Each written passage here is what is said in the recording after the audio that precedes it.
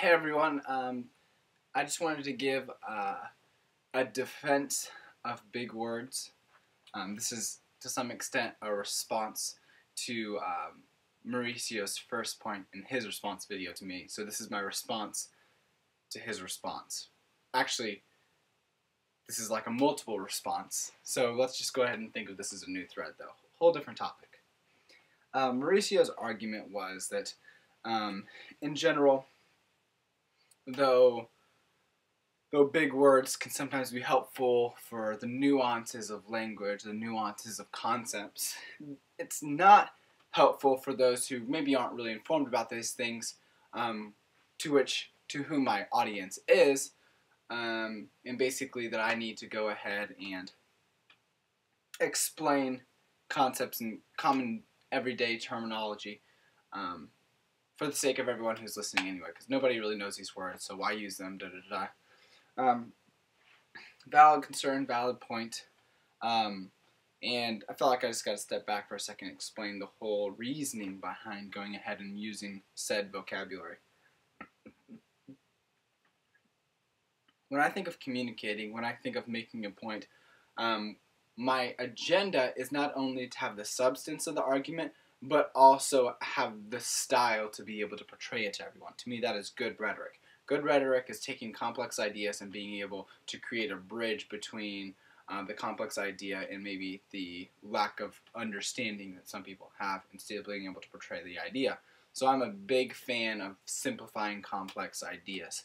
However, at the same time, I'm also a fan of maintaining the substance in such a manner as to allow it to defend itself. Meaning that when you do include rhetoric, when you do include simplifying or using imagery on things, there is an extent to which you end up turning something into or developing it in such a manner that when the person attacks it, they end up attacking a straw man. They don't really get the concept, so what they actually are addressing is the wrong issue.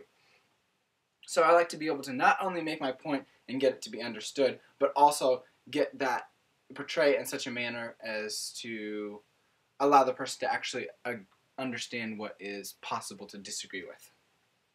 In other words, I kind of see things as a spectrum. I see, the extreme over here is people who don't understand the concept, and the extreme over here is people who already understand the concept and the words and whatnot. You basically have the more informed crowd and the less informed crowd. And my agenda is to be able to portray it all fully to both extremes. Obviously, there's some give and take here. Obviously, you win some, you lose some. But at the end of the day, I'm trying to get to both. So here's my tactic. My tactic is to go ahead, use the sophisticated language, but go ahead and explain it at the same time. And there's two things I think are gained from doing this. First off, we're going ahead and being able to communicate to both crowds. But secondly, I'm also throwing out the terms and defining the terms in such a way that people can grab those terms, stick them in Google it, and check out the material themselves. Most of the stuff's available online. I'm a real big fan of citing sources. I'm a real big fan of quoting researchers. I'm a really big fan of people, going out and doing their own research. I'm a Berean in that. So, anyway, that's my defense of big words. I really respect Mauricio.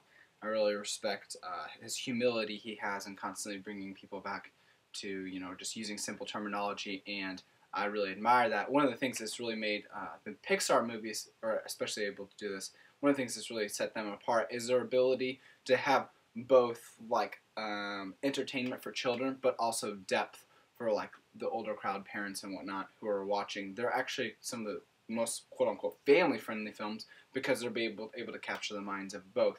I think Lewis was also able to do, the Chronicles of Narnia and things like that. I think it's a remarkable skill to be able to both speak in a simple way that everyone can understand, but also with such content that challenges even the most brilliant of minds. So, yeah, I really respect that. However, though I do have the agenda to be able to get everyone to understand it, I still do feel that it's necessary to use large words for the sake of, people being able to not only learn new concepts and learn new terms, but also I think it exposes them to the field more and also allows for them to be able to look up said research or look up said topic, look up said word. I think that's kind of one of the things I really value about even having these conversations is all the good things that come along the way, all the peripheral things we don't really anticipate happening. So, anyway, that's my defense.